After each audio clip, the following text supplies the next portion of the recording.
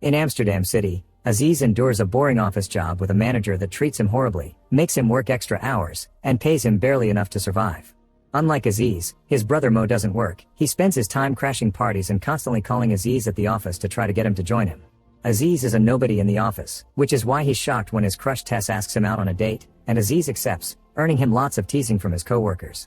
Unfortunately, it also earns him the attention of the manager, who gets incredibly jealous and fires Aziz, using the fact his brother is always calling him during work hours to distract him as an excuse. With all his belongings in a box, Aziz goes to see his brother at the party, but instead of showing sympathy, Mo gets happy about Aziz getting fired because it means now they can open a business together. Since Mo is a good-for-nothing, Aziz can't trust him with such a thing, and this triggers an argument during which Mo throws a ball that accidentally hits the house owner's girlfriend. As revenge, the guy sends his thugs Nolan and Jeffrey to beat them up. As the rest of the partygoers run away, the four men start a fight where not many hits are exchanged before the cops arrest them. In prison, the four of them keep arguing until Officer Kim brings prisoner Yoris to the cells too, and all the guys begin hitting on her except for Aziz. To shut them up, Kim tases all of them.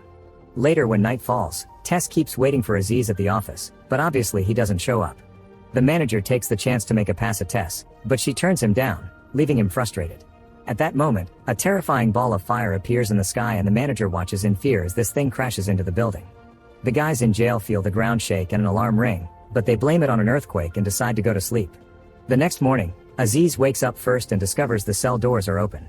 The men don't hesitate to escape, and while Mo starts arguing with Nolan and Jeffrey again, Aziz and Yoris go down the hallway to investigate, only to mysteriously find nobody around.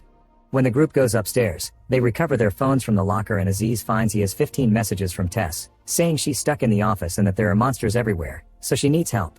Aziz then realizes the police station is a mess, and when he goes outside with the others, they find the city turned upside down by zombies. In fact, one old lady zombie immediately comes right after them, only to be stopped by Kim, who doesn't hesitate to shoot the zombie before dragging all the guys back inside the station.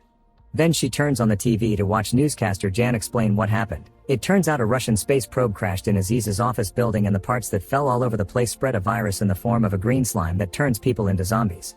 The city of Amsterdam is being hermetically sealed off by the army, and any survivors that haven't been infected yet can approach any of 3 secure areas at the city borders. While a worried Aziz tries to call Tess without success, Nolan looks around the rooms and finds a bowling ball where he accidentally gets his finger stuck. Kim wants to stay inside that house until the army arrives for the sake of their own safety, but at that moment, a few zombies manage to get inside and the group has no choice but to fight them, using random office items like a stapler, a keyboard, and a fan. Nolan's bowling ball turns out to be rather useful because it allows him to smash zombies' heads with ease. Once they're free of danger, the group gets in a police car and tries away, but since the car keeps running over zombies, soon it's covered in green slime and it's too dangerous to stay this exposed to it. Thinking fast, Kim makes everyone leave the car, and as she kicks off any zombies that come close, she brings the men into a store. Aziz in particular needs to be dragged because he keeps getting distracted by the sight of his office building with the probe on top. Inside the store, Aziz gets a call from Tess, who is fine but still needs help to escape the building. Aziz promises to rescue her, but when he tells the others, everyone calls him crazy and refuses to go with him, no matter how moving his speech about saving the innocent is. Kim decides they'll try to reach a secure area, but before leaving, the group grabs as much useful equipment as they can from the store, including a second bowling ball for Nolan. Mo also considers grabbing the money from the cash register, but Yoris points out that it's not much and that they can stop at the bank he works for later. Afterward, the group makes it to a gas station, where they start looking into what car they can take. Aziz still wants to leave alone to save Tess, prompting Kim to slap him multiple times to try to make him see reason. Jeffrey and Mo get in a limousine and find famous singer Ben Saunders in the back, only to accidentally kill him when a group of zombies arrives and the noises of the fight outside scare Mo into involuntarily shooting his crossbow.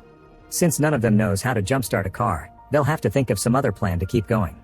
They go back to the streets, defending themselves the best they can by using the stuff they took from the store, but it's not very effective. Thankfully, Jeffrey realizes they're near a garage owned by his friend Ruben, who works there with 2 other mechanics, and they're allowed inside with no trouble. Now that they're safe again, Kim takes a moment to apologize to Aziz for having hit him. Ruben and his friend show the group that they've discovered that green slime makes for a very powerful energy source that can make a vehicle run. However, things go sour when Jeffrey notices the 3rd mechanic is missing. It turns out he's become a zombie and he's been chained to a wall. The group wants to kill the monster, but Ruben won't let them and puts himself between the zombie and Jeffrey's party. This is an awful idea, because the zombie doesn't remember his friends and bites Ruben before breaking the chains to attack the others. While the group fights the zombie, Aziz picks another call from Tess, who is being surrounded by zombies and doesn't know for how long she'll be able to survive. Right before Nolan manages to finish the zombie off with his bowling balls, the monster manages to wound Kim, and Aziz cradles her in his arms because he refuses to leave her behind. Unfortunately, Nolan, Jeffrey, Mo, and Yoris don't care, and they leave in the slime-powered truck to find Yoris' bank. As soon as they make it to the bank, Yoris opens the safe and the group begins filling lots of bags with as much cash as they can. Nolan wanders off and discovers the work had been having a birthday party when the zombies came, and the birthday cake looks too delicious not to try it.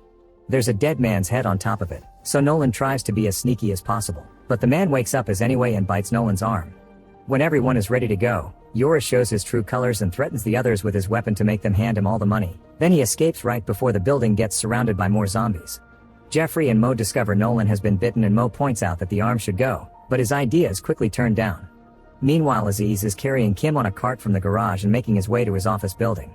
When Kim wakes up, she notices zombies keep coming after them, so she keeps them at bay with a mace.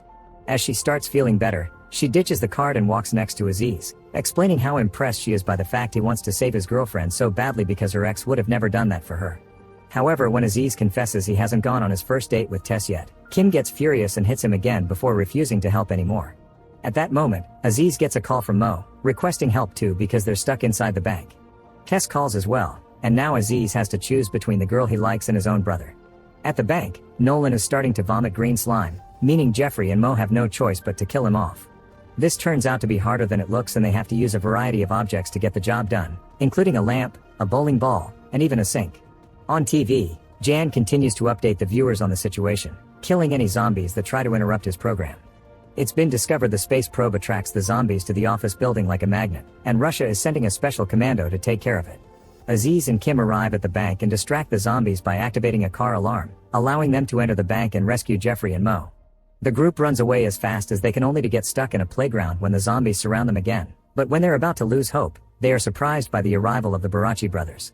These guys used to own a kebab restaurant and became expert monster hunters when one day all their clients transformed into zombies.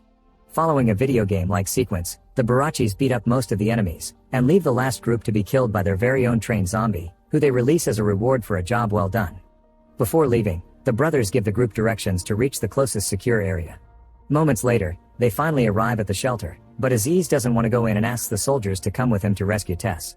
Every soldier ignores the request and asks him to either enter or go away, going as far as turning their weapons on Aziz.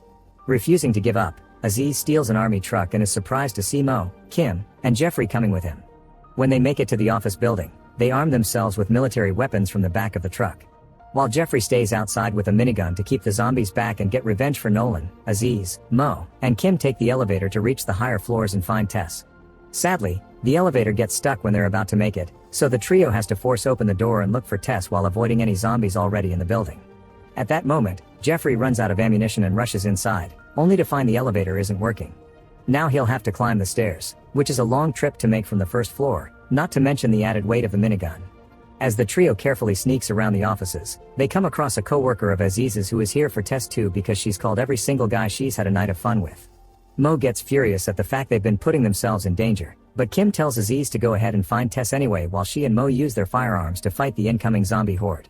Once he's far enough from the fight, Aziz calls Tess, only to hear her say she doesn't need saving anymore because another co-worker arrived first.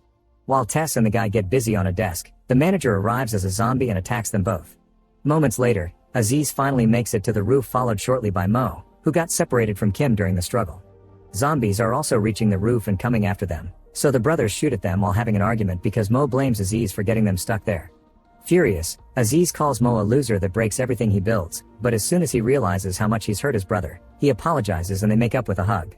Suddenly, a helicopter drops a man on the roof. It's Russian commando Andrij, who comes across as brave and dependable only to get bitten by a zombie as soon as he lands. Before the infection takes his sanity, he urges the brothers to help him put the explosives he's brought all over the probe, that way they can blow up the building and all the zombies with it. Meanwhile, Kim comes across Tess, who apparently is scared and crying. However, this is all an act to bring Kim closer since she's a zombie too.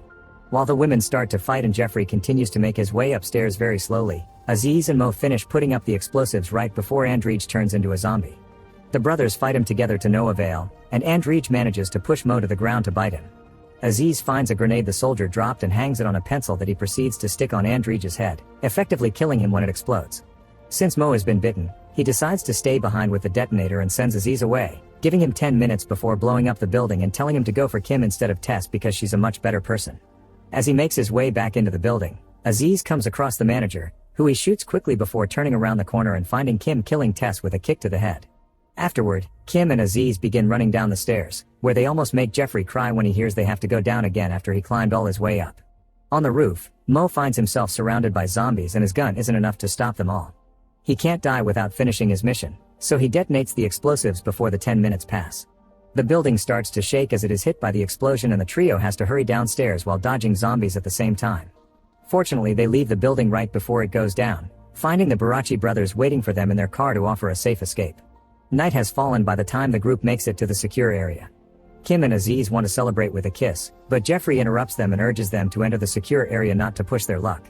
Shockingly, things are not much better inside because the entire army has been attacked by vampires. After Aziz expresses his hate for such creatures, the group gets ready to fight while on TV. Jan sadly loses the battle and is killed in front of the camera. Make sure to subscribe and turn on notifications so you can watch more videos like this. Thanks for watching.